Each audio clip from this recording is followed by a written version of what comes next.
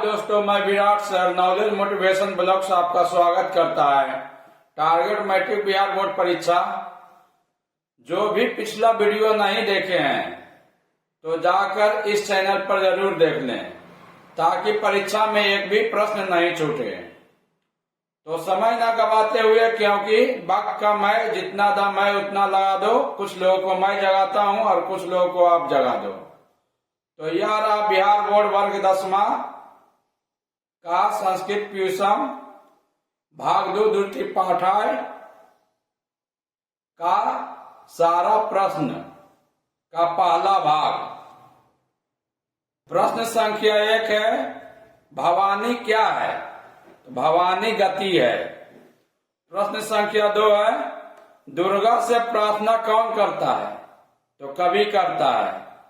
प्रश्न संख्या 3 है, सभी की गति को कौन जानता है? तो दुर्गा। सभी की गति को दुर्गा जानता है। प्रश्न संख्या 4 है, ईश्वर का एक नाम क्या है? तो महेश है। ईश्वर का एक नाम महेश है। प्रश्न संख्या 5 है, भवान्यष्टकम पाठ में किसका वर्णन है? तो दुर्गा का। प्रश्न संख्या 6 है, दुख से कौन ग्रसित है? तो भक्त है। दुख से भक्त ग्रसित है। प्रश्न संख्या 7 है, भक्त किसके शरण में है? तो दुर्गा के शरण में भक्त है। प्रश्न संख्या 7 है, भक्त किसके शरण में है? तो दुर्गा के शरण में है। प्रश्न संख्या 8 है, भवान्यष्टकम में कितने पद हैं? तो 4 पद हैं। प्रश्न संख्या 9 है, जयदेव को राज दरबार का राज पंडित किसने बनाया? तो लक्ष्मण सेन ने। जयदेव को राज दरबार का राज पंडित लक्ष्मण सेन ने बनाया। प्रश्न संख्या 10 है, गीत गोविंद के रचनाकार कौन है? तो जयदेव है। गीत गोविंद के रचनाकार कौन है? जयदेव है। किसकी उदारता महान है? तो जयदेव की उदारता महान है। प्रश्न संख्या 12 है, जयदेव को कुएं से कौन निकाला? तो महाराजा। जयदेव को कुएं से महाराजा निकाला। प्रश्न संख्या 13 है, जयदेव को किसने लूटा? तो लुटेरों ने लूटा। जयदेव को लुटेरों ने लूटा। प्रश्न संख्या 14 है, जयदेव द्वारा रचित पुस्तक का नाम क्या है? तो गीत गोविंद। जयदेव द्वारा रचित पुस्तक का नाम गीत गोविंद है। प्रश्न संख्या 15 है, लुटेरों की क्या गति है हुई? तो लुटेरों की गति हुई कि धरती में समा गए। लुटेरों की गति हुई कि धरती में समा गए। प्रश्न संख्या 16, धरती में कौन समा गया? तो लुटेरा। प्रश्न संख्या 17, जानकी नायक कौन है? तो रामचंद्र। रामचंद्र जानकी नायक है। प्रश्न संख्या 18 है, सत्यभामा के पति का नाम क्या है? तो कृष्ण। सत्यभामा के पति का नाम कृष्ण है। प्रश्न संख्या 19 है, अच्युताष्टम में कितने पद हैं? तो 8 पद है। अच्युत। संख्या 20 है, बाल गोपाल का नाम क्या है? तो कृष्ण। बाल गोपाल का नाम कृष्ण है। प्रश्न संख्या 21 है, अच्युताष्टम के कवि किसे भजते हैं? तो विष्णु और कृष्ण को। अच्युताष्टम के कवि विष्णु और कृष्ण को भजते हैं। प्रश्न संख्या 22 है, कवि किसको भाजता है? तो कवि कृष्ण को भाजता है। प्रश्न संख्या 23 है, कंस को वध कौन किया? कंस का वध कृष्ण ने किया। प्रश्न संख्या 24 है, कृष्ण का दूसरा नाम क्या है? अच्युत। अच्युत किसका दूसरा नाम है? तो कृष्ण का। प्रश्न संख्या 25 है, विद्या और बुद्धि के लिए कौन प्रार्थना करेगा? तो शिष्य। विद्या और बुद्धि के लिए शिष्य प्रार्थना करेगा। प्रश्न संख्या 26 है, प्रथम छात्र ईश्वर से क्या मांगता है? तो प्रथम छात्र ईश्वर से धन मांगता है। प्रश्न संख्या 27 है, दूसरा छात्र ईश्वर से क्या मांगता है? तो घर मांगता है। दूसरा छात्र ईश्वर से घर मांगता है। प्रश्न संख्या 28 है, हास्य कनिका क्या है? तो हास्य कनिका हास्य संवाद है। हास्य कनिका क्या है? तो हास्य संवाद है। प्रश्न संख्या 29 है, अपराधी सत्य बोलेगा तो कहाँ जाएगा? कारागार में। अपराधी सत्य बोलेगा तो कारागार में जाएगा। प्रश्न संख्या 30 है, अपराधी असत्य बोलेगा तो नरक में जाएगा। अपराधी असत्य बोलेगा तो कहाँ जाएगा? नरक में जाएगा। प्रश्न संख्या 31 है, सभी प्राणियों को प्रहलाद कहाँ ले जाना चाहता था?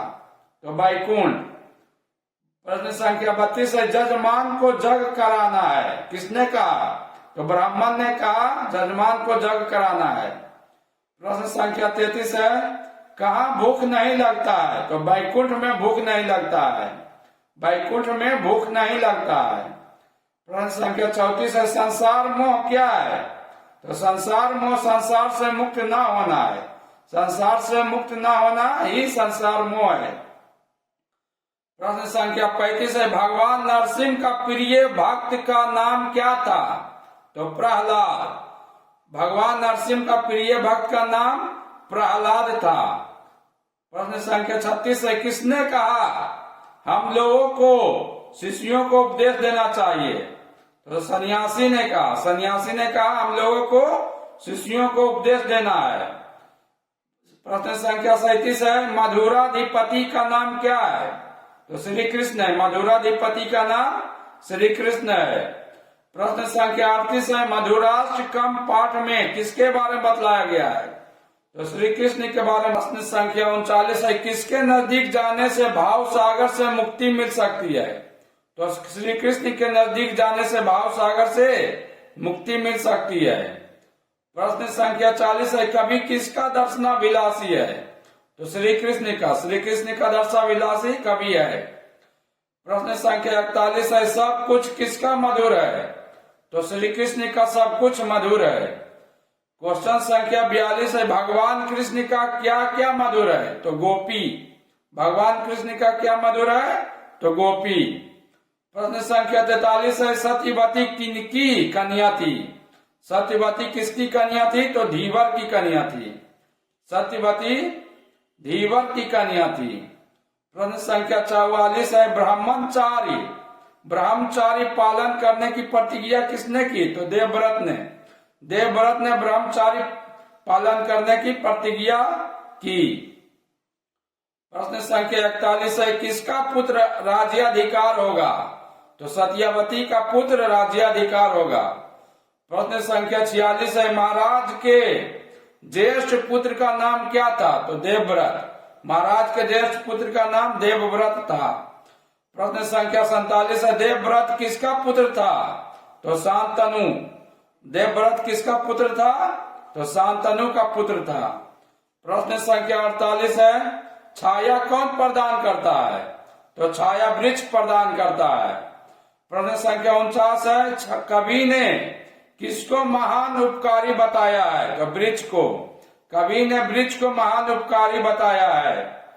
प्रश्न संख्या 50 है, मेरा जीवन किसके समान है? मेरा जीवन वृक्ष के समान है। प्रश्न संख्या 51 है, लोकहित की रक्षा कौन करता है? लोकहित की रक्षा वृक्ष करता है, लोकहित की रक्षा वृक्ष करता है। प्रश्न संख्या 52 है, हेमंत में वृक्ष कैसा रहता है? तो हेमंत में वृक्ष समाधिष्ट रहता है, हेमंत में वृक्ष समाधिष्ट रहता है। प्रश्न संख्या 53 है, आत्मज्ञान किनको वृक्ष के निकट प्राप्त हुआ? तो महात्मा बुद्ध को आत्मज्ञान के वृक्ष के निकट प्राप्त हुआ, आत्मज्ञान महात्मा बुद्ध को वृक्ष के निकट प्राप्त हुआ। प्रश्न संख्या 54 है, राज कार्य में कौन मदद नहीं करता था? तो युवराज। राज कार्य में युवराज नहीं मदद करता था। क्वेश्चन संख्या 55 है, प्रजा की सेवा में मन लगाना कौन प्रारंभ किया? तो युवराज। प्रजा की सेवा में मन लगाना युवराज ने प्रारंभ किया। प्रश्न संख्या 56 है, राजकुमार का गर्व क्या था? तो राजकुमार का गर्व सौंदर्य था, यानी सुंदरता। प्रश्न संख्या 57 है, सौंदर्य कैसा होता है? सौंदर्य अस्थिर होता है। क्वेश्चन संख्या 58 है, बहुत सुंदर कौन था? तो राजकुमार, बहुत सुंदर राजकुमार था। प्रश्न संख्या 59 है, यश किससे प्राप्त होता है? यश प्राप्त होता उत्तम कार्य से, यश उत्तम कार्य से प्राप्त होता है। क्वेश्चन संख्या 60 है, देवता प्रसन्न कौन सी भाषा बोलने से होता है? देवता प्रसन्न संस्कृत भाषा बोलने से होते हैं। क्वेश्चन संख्या 61 है, संस्कृत बोलने से कौन प्रसन्न होते हैं? तो देवता।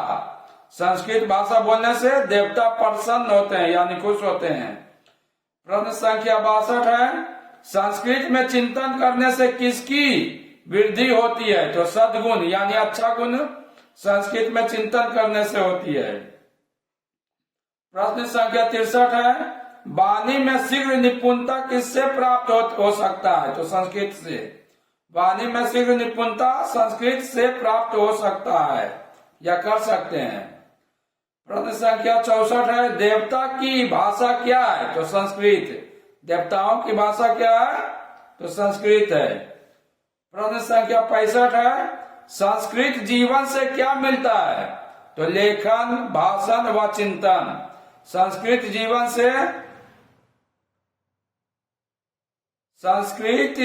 से लेखन, भाषण व चिंतन मिलता है। प्रश्न संख्या 66 है, शब्द रूपों में सिद्धि कैसे प्राप्त होता है? तो लिखने से। शब्द रूपों में सिद्धि लिखने से प्राप्त होता है। प्रश्न संख्या 67 है, नासिक किस नदी के किनारे स्थित है? तो नासिक गोदावरी नदी के किनारे स्थित है। प्रश्न संख्या 68 है, श्री राम कुंड कहाँ स्थित है? तो श्री राम कुंड नासिक में स्थित है।